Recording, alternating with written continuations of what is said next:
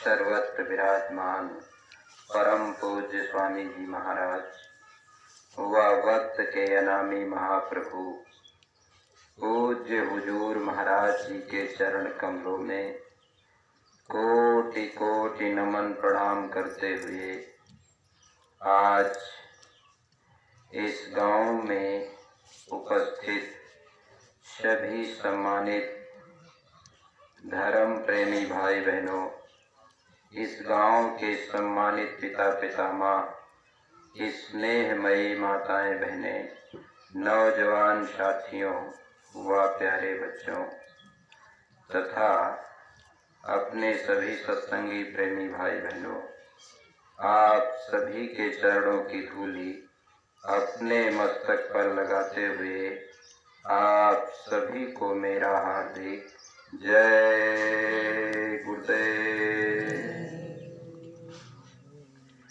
प्रेमी भाई बहनों, ये आज बड़ा सुख पुनीत पावन अवसर, देखो अपने परम पूज्य स्वामी जी महाराज व हुजूर महाराज जी जिनकी तस्वीर आज आपके सामने लगी, इनकी दया और कृपा से आज हम आप सबके बीच में अवसर आया कि इनका संदेशा हम आप सबको कहने और सुनने का अवसर मिल रहा है। कहते हैं जिन प्यारों पर हो खास इनायत सतगुरु की, उनका ही संदेशा आता है और वो ही बुलाए जाते दरबार में सच्चे सतगुरु के दुख दर्द मिटाए जाते। महात्माओं के दरबार में दुख और दर्द मिटाए जाते। लेकिन प्रश्न तो ये खड़ा हो जाता है कि दुख दर्द होता किसको? जैसे हम जब से धरती पे जन्म लिए, हमने एक ही चीज सीखा कि दुख और दर्द शरीर को होता है। लेकिन महात्मा कहते हैं यही तो धोखा हो गया। आपके शरीर से जीव निकाल दिया जाए, तो आपके टुकड़े टुकड़े कर दिए जाए, तो आपको दर्द नहीं होता। तो आपके शरीर में जीव डाल दिया जाए, तो आपको सुई चुभा दिया जाए, तो आपको दर्द होता है। इसका मतलब दर्द किसको हो रहा है?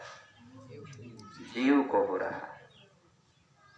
अब महात्माओं ने भाषा बदल करके, अगर हिंदी में लोग पढ़े तो उसको जीव कह दिया। अब उसी को हमारे मुसलमान भाई रूह कह देते। अब चाहे रूह कहो चाहे जीव कहो, है एक ही चीज। अब अंतर केवल भाषा का हो गया। नहीं समझ पाए तो दोनों लोग भटक गए।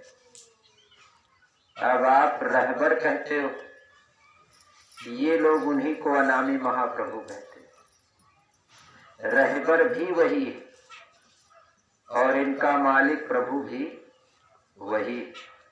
झगड़ा यहाँ है नीचे, ऊपर झगड़ा नहीं।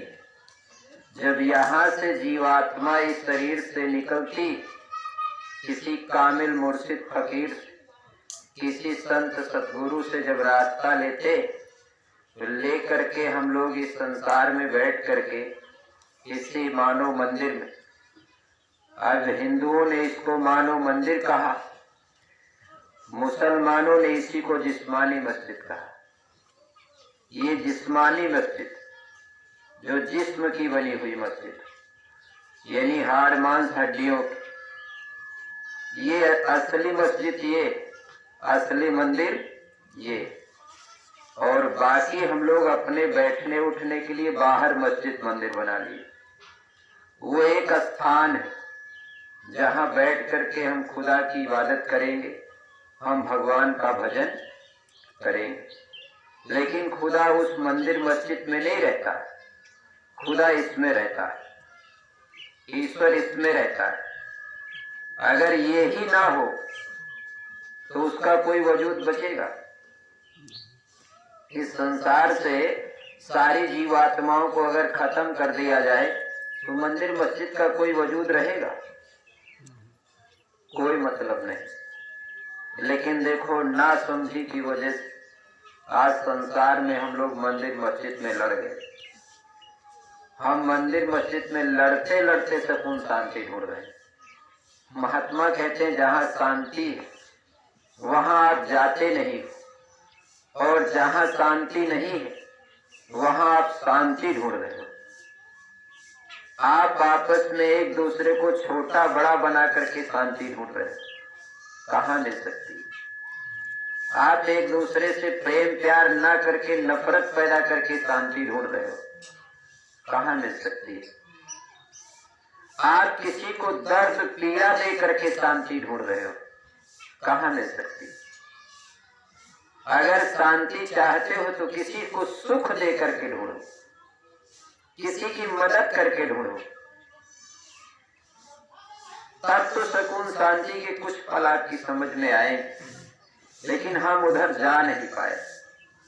वो महात्मा फकीर जब आए तो उन्होंने इस बात को संसार में बड़े प्रेम और प्यार से समझाया।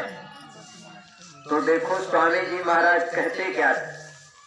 गुरु महाराज कहते थे कि ये जो मनुष्य शरीर है आपका, जिसको जिस्मानी मस्जिद कहते हैं, इस मस्जिद को बनाने में भी उतने ही तत्व लगे, और इसी को जिसको मानव मंदिर कहा गया, इस मंदिर को बनाने में भी उतने ही तत्व लगे। 5 तत्वों से जल, पृथ्वी, अग्नि, वायु, आकाश, इन 5 तत्वों से हिंदुओं का शरीर भी बना। 5 ही तत्व से मुसलमान भाइयों का शरीर भी बना। 5 ही तत्व से ईसाइयों का शरीर भी बनाया उसने। वो 5 ही तत्व से जैनियों का शरीर भी बनाया। यानी हिंदू, मुस्लिम, सिख, ईसाई, इन चारों लोगों का शरीर 5 ही तत्व का है। किसी में न एक तत्व ज्यादा है, न किसी में एक तत्व कम। आप जिस आसमान की तरफ मुड़ करके देखते हो, मुसलमान भाई भी उसी आसमान की तरफ मुड़ के देखते हैं। वही छाया आपके ऊपर कर रहा, और वही छाया हिंदुओं के ऊपर, वही छाया ईसाई के ऊपर, वही छाया सिख के ऊपर। ये सूरज केवल भाषा के फर्क में हम नहीं समझ पाए। हमने इस सूरज को सूरज कह दिया, सूर्य देवता कह दिया। मुसलमान भाइयों ने इसी को आफ्ताब कह दिया।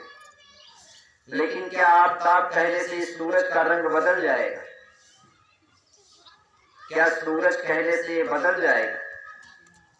लेकिन इसमें भेदभाव नहीं देखा आपने कभी। ऐसा तो नहीं है कि हिंदू लोगों के यहाँ ज्यादा प्रकाश देता है, मुसलमान लोगों के यहाँ कम देता है। ऐसा नियम नहीं। ये सबके साथ समानता का व्यवहार रखता है। ये सब जीवों पर दया कर रहा है। लेकिन आज हम संसार में आकर के इसकी बात क्यों नहीं माने? ये धरती है,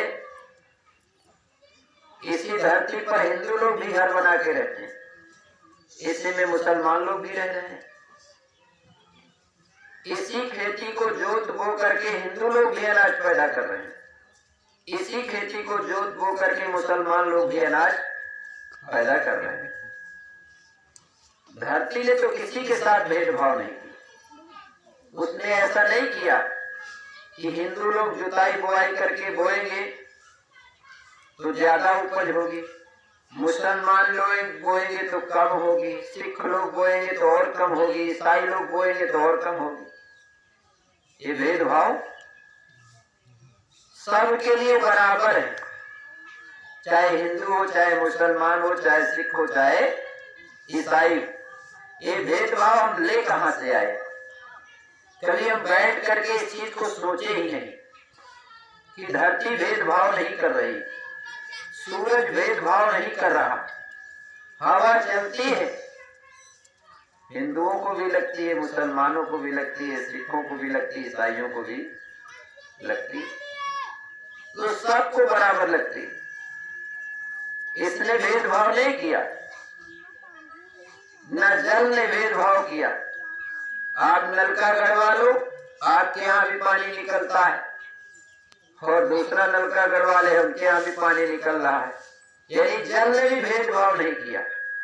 ना जल ने आपके साथ भेदभाव किया, ना अग्नि ने आपके साथ भेदभाव किया। आप भी अपने घर में हिंदू लोग भी तख्ता जला के तापते हैं तो आँच मिलती है, मुसलमान लोग भी तख्ता जला के तापते हैं तो आँच मिलती है, सिख भी जला के तापते हैं तो आँच मिलती है, ईसाई भी जला के तापते हैं तो आँच। ऐसा तो नहीं है कि अग्नि देवता ने भूल भरम कर दिया कि भाई हिंदुओं के यहाँ तो हम आँच देंगे, मुसलमानों के यहाँ नहीं देंगे, सिखों के यहाँ नहीं देंगे, ईसाइयों के यहाँ।